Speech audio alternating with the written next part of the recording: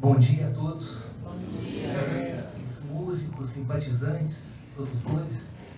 Muito honrado com o convite de poder fazer parte desse encontro tão auspicioso, né? Mais do que falar propriamente de uma história da viola, é tentar entender a viola nesse processo cultural que nós temos vivido nesses 500 anos de Brasil. Vou apontar para lá e apertar onde qual é aqui. As modernidades. Estava ali, tá. Antes de começar a falar da viola, eu gostaria de pontuar três acontecimentos que eu acho que são determinantes para a gente poder entender um pouco onde se situa a viola dentro do processo da cultura popular brasileira. Durante os séculos XVIII e XIX é quando a nossa cultura está sendo gestada, a nossa cultura popular. Nesse período, a nossa elite estava de costas para o Brasil, tentando ser europeia. E, bom, enfim, hoje ela tenta ser de Miami, né? Mas ela não presenciando esse processo sócio-histórico que criou essa cultura tão rica, ainda hoje ela olha para essa cultura e não a reconhece como sua. Então é louvável que uma instância como o IEFA volte a se olhar para a cultura popular. Uma segunda coisa é as primeiras universidades da América Espanhola, elas datam do século XVI. Primeira faculdade, 1538, Universidade de Santo Domingo, 1551, Universidade de San Marcos, no Peru, e Autônoma do México, 1613, Universidade Nacional de Córdoba. As primeiras universidades do Brasil datam do século XX, onde a primeira universidade, enquanto um conjunto de saberes distintos, é de 1934, onde a gente repara que existe uma construção de um saber no Brasil que é quase que predominantemente oral. E o saber oral, ele tem uma semovência que eu vou falar durante a conversa. E esse saber oral, ele cria uma multiplicidade de visões que é exatamente, eu acho que a viola ela representa muito essa multiplicidade. Em cada canto que a gente vai no Brasil, a gente pensa na viola sendo tocada de uma maneira, uma afinação diferente.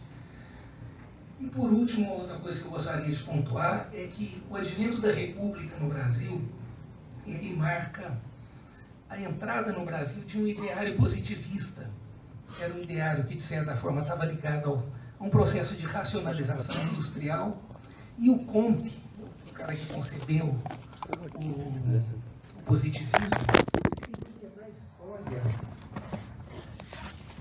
uma maneira de se entender o presente, porém a história sempre sendo estudada a partir de bases palpáveis, de documentos. Isso na Europa, onde o saber erudito já havia uma prevalência dele há muito tempo, é muito fácil. Mas quando essas ideias chegam no Brasil, elas topam com uma cultura popular que não tem quase que documento. O que tinha da escravidão, o Rui Barbosa manda queimar, para queimar a mácula, que foi o processo de escravidão no Brasil. E o próprio Florestan Fernandes, num livro chamado Folclore e Mudança Social na cidade de São Paulo, ele vai dizer que o homem simples do povo e o ex-escravo não imaginariam que os seus valores de vida se tornariam valores pouco desejáveis a essa nova mentalidade que se tornava no país. Então, primeiro as instâncias administrativas, depois as educacionais e também as religiosas vão afastando esse saber oral do escopo de conhecimento da população. De certa forma, vai tirando esse conhecimento da população da construção do ideário de Paris, né? Deixa eu seguir.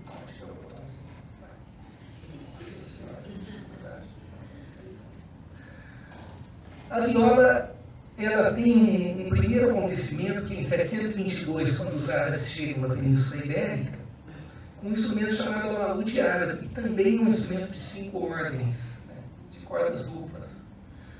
Os árabes, que têm sido muito satanizados hoje, foram, na realidade, os povos que trouxeram a luz para a Europa. Seria muito difícil a gente pensar em renascimento na Europa sem a presença dos árabes. Foram eles que mantiveram e traduziram para o Ocidente as obras gregas que haviam se perdido nesse processo da queda do Império Romano. Então, os mais velhos talvez se lembrem dos pais falando, quando a gente falava algo que o pai não entendia, fala direito, menino, parece que está falando grego. Que ninguém falava grego na Idade Média, falava-se latim. Os árabes falavam grego. Aristóteles foi traduzido por Averroes no ano de 1200. Então, os árabes tiveram uma importância fundamental na estruturação dessa cultura. O que havia na Europa eram harpas celtas e cítaras greco-romanas. O primeiro instrumento com um braço, onde as notas de cordas dedilhadas com um braço, onde as notas podem ser modificadas, que entra na Europa é o alaúde árabe. E desse amor do alaúde com essas harpas e essas cítaras, surge por volta do ano 1100 no norte da África um instrumento chamado guitarra latina. Essa guitarra latina, a gente poderia tratá-la como a mãe da viola, e o alaúde como o avô da viola, tá? Viola portuguesa que vai dar origem à nossa viola. Agora a gente vai fazer uma sequência aqui de algumas gravuras.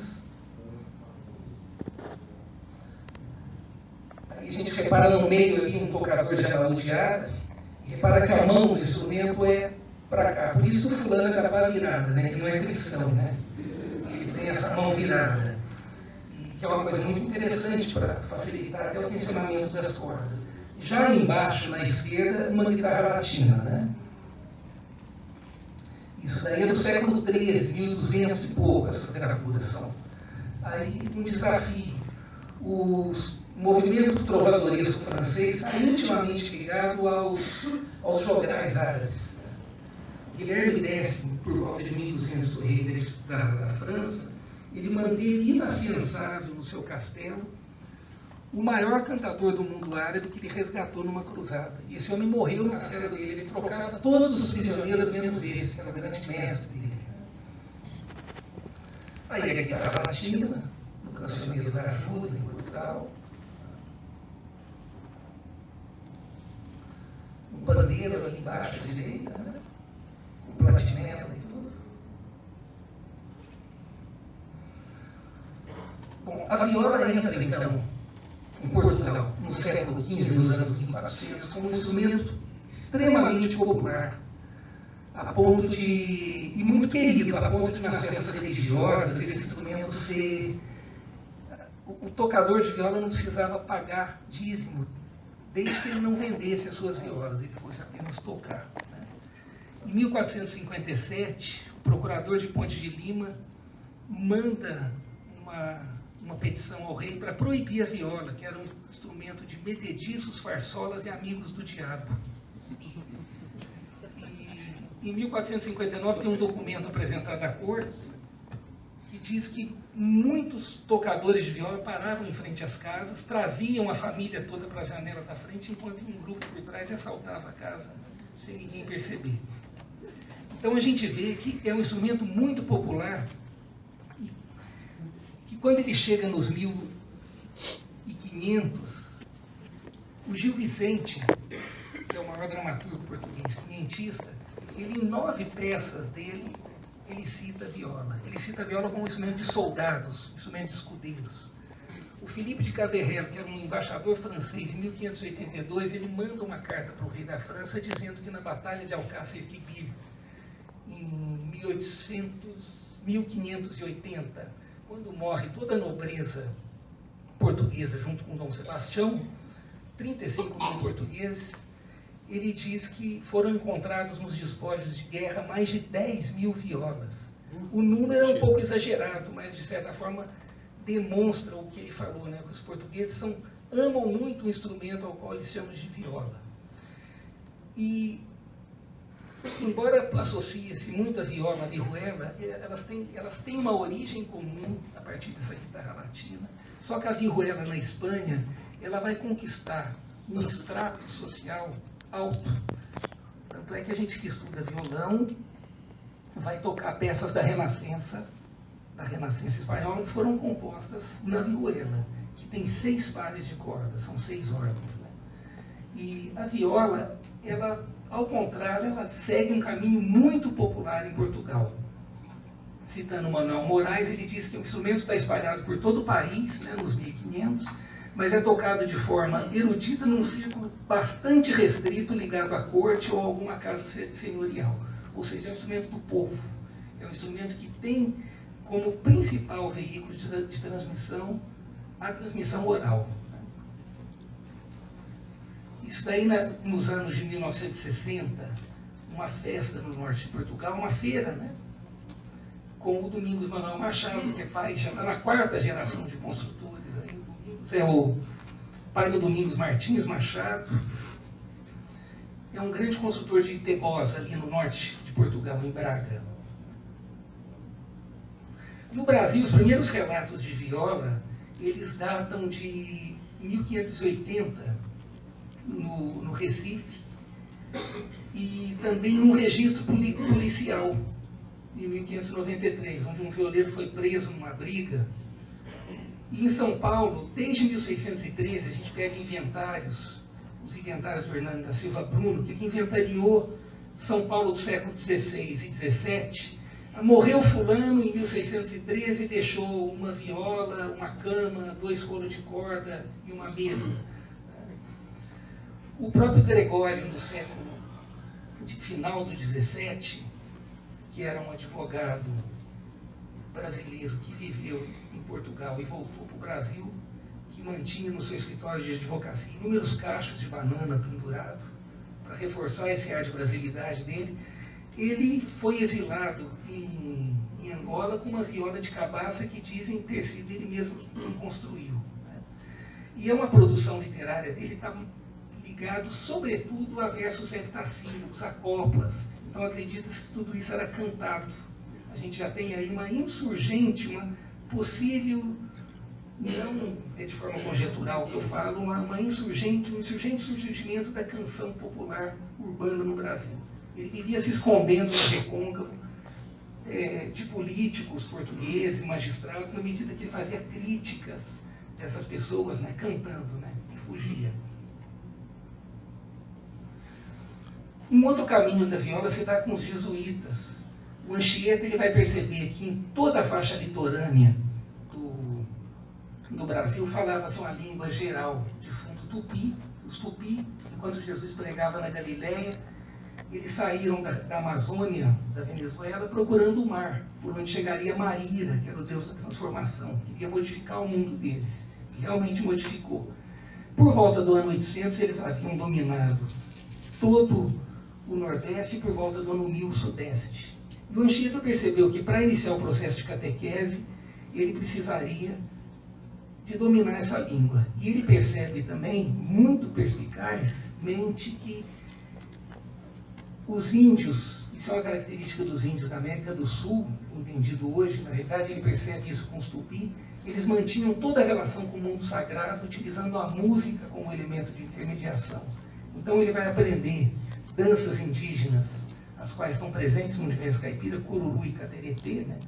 E vai inserir textos da liturgia cristã nesse processo de catequese.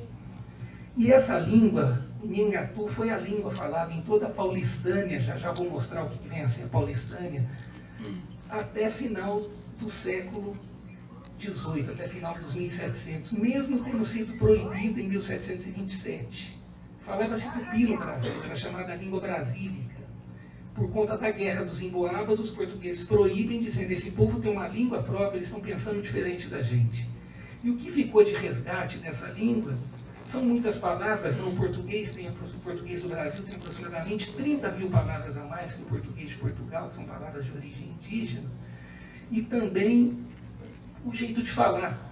O tupi não falava F, nem L, nem R. Então, um cronista português, em 1584, veio ao Brasil, Pedro Magalhães Gândavo, e mandou uma carta para o rei e falou: olha, Vossa Majestade manda para cá a fé, a lei e o rei, e o gentio não sabe falar o F, nem o L, nem o R. E quando esse povo se viu obrigado a falar português, eles falaram português com fonética tupi. Então, ao invés de dizer porta, eles disseram porta. Ao invés de dizer mulher, disseram mulher. E hoje a linguística entende isso como uma fala dialetal, e não como maneira errada de se falar.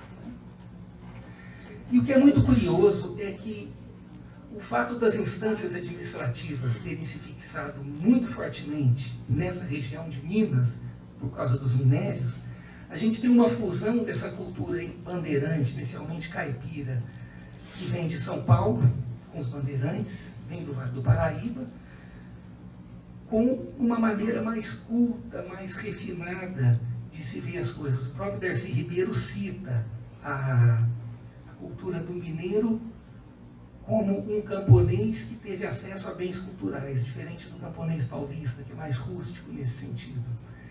E aí a gente pode reparar uma presença muito forte da maneira de tocar, das afinações, essa presença do rio abaixo, que é uma afinação da viola marantina em Portugal, muito fortemente espalhada em Minas, nessa região, diferentemente do cebolão, que é uma afinação possivelmente paulista, hoje já é encontrada em Portugal, mas não era antes, segundo inventários de afinações da década de 1950. E então a gente repara que Minas Gerais, eu sou mineiro do sul de Minas, Minas foi construído a partir de uma mistura, de um caldo cultural muito curioso, da onde vieram vertentes diversas, que mais para frente eu vou citar aqui também. No último quartel do século XVIII, a gente tem uma Europa já muito aquecida das riquezas minerais que saem da América Espanhola e do Brasil, de maneira que lá também acontece um êxodo rural muito grande. Lá também as cidades ficam prenes de culturas diversas, de modo que surgem, por volta dos 1770, as culturas populares, concomitantemente elas surgem em diversos países. As canções populares, no caso, a balada na Inglaterra, a seguidilha na Espanha, a riete na França, a cançoneta na Itália e a modinha que sai do Brasil para Portugal. E o que a gente vai reparar nessa época no Brasil é que existia um trânsito muito maior do que hoje entre os estratos culturais. Hoje, na realidade, a mídia que faz essa mediação toda, esses estratos socioeconômicos, porque a modinha, que era uma canção cortesã, vai ser tocada no instrumento popular, que é a viola. E o lundu, que era uma dança de escravos, vai ser tocado ao piano. Então a gente já repara esse fluxo, essa troca de informações muito grande. E no caso, o violeiro, ele foi criando também um universo muito particular. Tocar viola bem é algo que suscita curiosidades, né? Então as pessoas, para tentar tocar viola e não conseguindo cair nas graças do Pereira da Viola, por exemplo, que não quis ensinar esse violeiro, então ele vai logo recorrer a simpatias. Aí surgem inúmeros ritos e superstições, com cobras, um cemitério numa sexta-feira santa, com o próprio capeta, que é tido como um grande violeiro, para conquistar esse poder que é tocar viola. E, curiosamente, nas pequenas comunidades, o violeiro é a única pessoa que consegue estabelecer o trânsito entre o mundo profano e sagrado, coisa que nem o padre consegue, nem o prefeito, nem o juiz. O violeiro consegue fazer esse trânsito, de tocar nas festas religiosas e ser pactário. O Rossini Tavares de Lima fala muito da viola e do violeiro como um arauto de campanhas de vacinação, mudanças de cursos municipais ou locais. O violeiro é quem vai anunciar isso, né? E a beleza da nossa cultura popular que tem a música como porta-voz. O Marshall Salins é um antropólogo estadunidense e ele trabalha com um conceito muito interessante. Numa época, nos anos 1980, em que se acreditava que a economia ditaria as formas da cultura, ele começa a fazer um contraponto a isso, dizendo que os efeitos específicos das forças materiais globais, elas dependem da maneira como são mediados em esquemas culturais locais. Então não existe uma força hegemônica que a tudo toma conta. Em cada cultura singular que ela chegar, ela vai ter uma resposta diferenciada. Então ele mostra a força do pequeno em relação ao grande, de uma maneira muito curiosa. E isso, de certa forma, está presente no Debré, em 1819, no Rio de Janeiro, que ele nas praças vê ex-escravos negros tocando nas praças, né, que eram negros barbeiros, dentistas. Ele fala, é muito curioso que eles tocam músicas que já não se toca mais na Europa, coisas de 50 anos atrás, mas é curioso porque eles tocam de um jeito muito diferente, muito alegre, muito balançado, onde a gente pode concluir que o arcabouço cultural desse ex-escravo, que não estudou estilo, não estudou história da música, não estudou estética da música europeia, vai fazer com que ele, no momento que ele pegue uma partitura para tocar, ele vai tocar a partir do seu próprio arcabouço cultural, num autorreferenciamento que é muito comum na música popular, e sobretudo no universo da viola, né? Opa, eu voltei aqui sem querer. Voltei muito. Agora, o principal viés que eu gostaria de dar nessa conversa, está nessa fala. O Brasil herdou, quando ele deixa de pertencer a Portugal, o que foi chamado de catolicismo barroco, que hoje é entendido por catolicismo popular. Portugal era um Estado católico. Então ele tinha, por conseguinte, a obrigação de manter as igrejas no Brasil, mas não tinha dinheiro. Então quem manteve efetivamente a igreja no Brasil foram comunidades leigas, dada a pouca presença de irmandades religiosas. E esses leigos foram misturando ritos e superstições de outros universos dentro do catolicismo, que inclusive facilitou muito a presença e a chegada dos negros, percebendo aí uma permeabilidade desse catolicismo. Acho que o Congado Mineiro é uma expressão mais forte e legítima disso. Então é curioso, nós gostamos de São Gonçalo, estamos longe da igreja, não tem padre, a gente faz uma igreja, uma vez por ano vem um padre celebrar uma missa, mas é a gente que faz os ritos aqui. Então esse catolicismo, ele foi criando uma semovência, isso em toda a América Latina, em cada cultura local, de modo que o Vaticano começa a ficar muito incomodado com isso. Então, a partir de 1830, começa uma série de concílios no Vaticano, que foram chamados de romanizações, que vão determinando novos cursos para as igrejas no Brasil. Vale lembrar que a festa do Divino era a principal festa do Rio de Janeiro. A porta-estandarte da escola de samba carrega hoje o que outrora foi a bandeira do Divino. E essa festa, ela reunia pessoas de todos os lugares. Com essas proibições, essas festas foram saindo das principais igrejas. São Paulo, que era um lugar minúsculo na época, começa a ocorrer a mesma coisa. Elas vão indo cada vez mais para a periferia, e na medida que o poder da igreja vai se estendendo às periferias, elas vão para o campo, que é onde a gente encontra com maior frequência.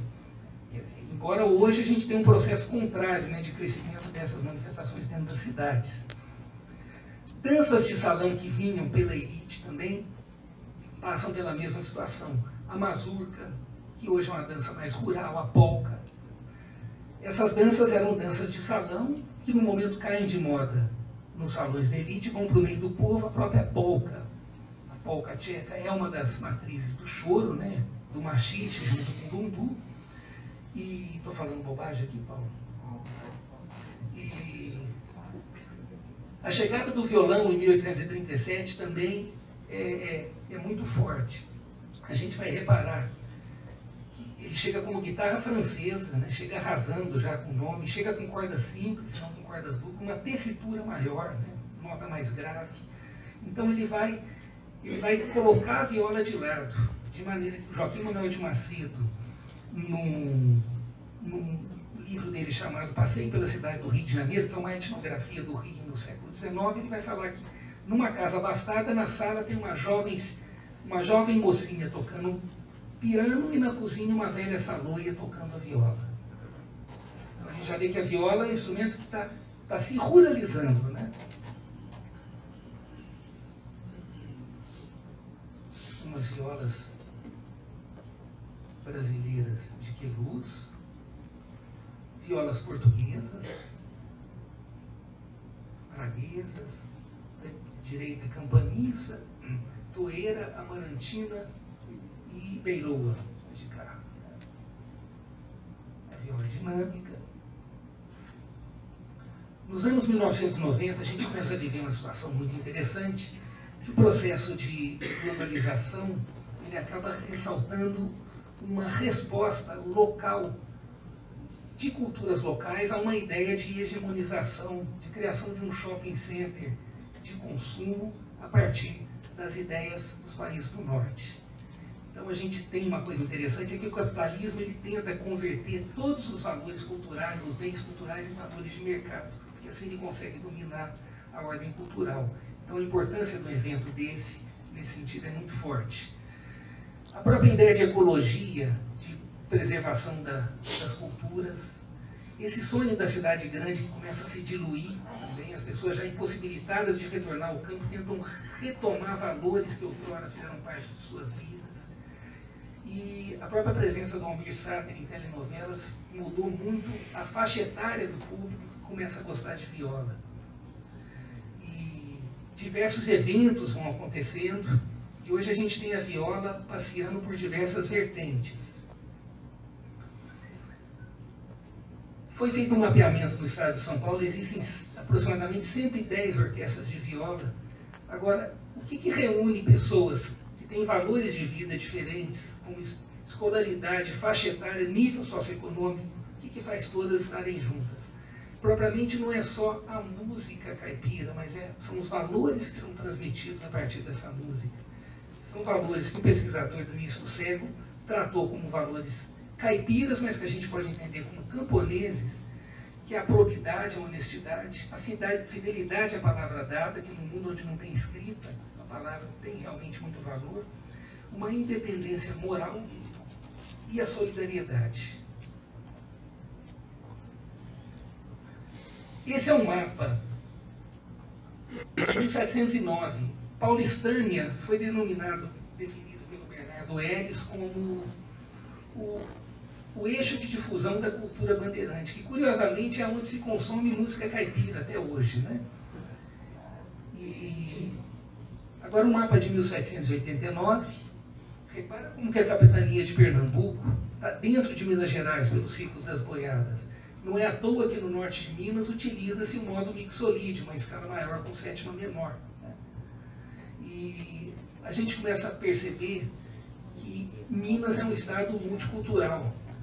Realmente, o fato dele ter um nome no plural de Minas Gerais faz muito sentido. No Jequitinhonha, a gente tem uma cultura muito particular, que se dá com uma mistura com a cultura baiana, né? Repara que o Triângulo Mineiro ainda é de Goiás, né? E, por fim, eu acho que é importante a gente entender que existe uma circularidade na cultura popular que faz com que ela mude o tempo inteiro. Então, é difícil a gente pensar em cultura popular como uma coisa antiga. Uma vez eu estava vendo uma folia, um jovem virou para o outro e falou: isso é que é pureza. Aí um velhinho que estava do meu lado falou: pureza. Se ele visse essa folia 50 anos atrás. Então, o que é importante é que a única maneira da gente fazer a manutenção da essência é modificando a forma, porque o mundo muda, as coisas mudam. Então, o único jeito da gente preservar a essência é modificando a forma. Se a gente preserva a forma, a essência perde a razão de ser. Então, os grupos vão mudar a sonoridade. Me lembro de um mestre de congado ali na Tércia, no sul de Minas, me dizendo: eu acho até bom, eu queria ter um pianinho de pia, um teclado no meu congado, porque o congado é um mundo, entende? Então, ele tem que trazer tudo para dentro dele. Qualquer tentativa de aprisionamento da viola, conceitos ligados a uma reserva de tradição, não serão benéficas. Ah, você toca viola igual violão, você não sabe tocar viola, você não toca pagode. Um dia o Tavinho Moura me reclamou: pô, ninguém me trata como violeiro, eu não sei tocar pagode na viola, então eu não sei tocar viola. A gente tem que tomar um pouco de cuidado com essas reservas de tradição, porque essas concepções nacionais populistas, muitas vezes elas desembocam na direita pela via da esquerda, de defesa das tradições. Isso tudo é muito perigoso. E vale lembrar que há muitas Minas Gerais, né? E todas são representativas da multiculturalidade do Estado. E por último, as fronteiras, vocês repararam no mapa anterior, as fronteiras elas são geográficas, elas não são culturais. Essa cultura do norte de Minas se estende para o centro-sul da Bahia. A cultura do Jequitinhonha se estende um pouco para o Espírito Santo, né? A cultura do sul de Minas, que está muito ligada à cultura caipira de São Paulo, né? E do Triângulo Mineiro. Então é importante que a gente entenda que a gente está tratando, a gente está pensando localmente, né, como diz o Stuart Hall, mas temos que agir, ou melhor, a gente está pensando globalmente, mas temos que agir localmente. A gente está falando da viola em Minas Gerais, mas sobretudo pensando na viola no Brasil, porque o Estado é multicultural e as linhas de fronteiras estaduais não são as linhas das fronteiras culturais. E por último, eu queria lembrar que é muito mais importante nesse momento que a gente pense sempre na primeira pessoa do plural e nunca do singular. Então, não, nunca eu, mas sempre nós. Muito obrigado.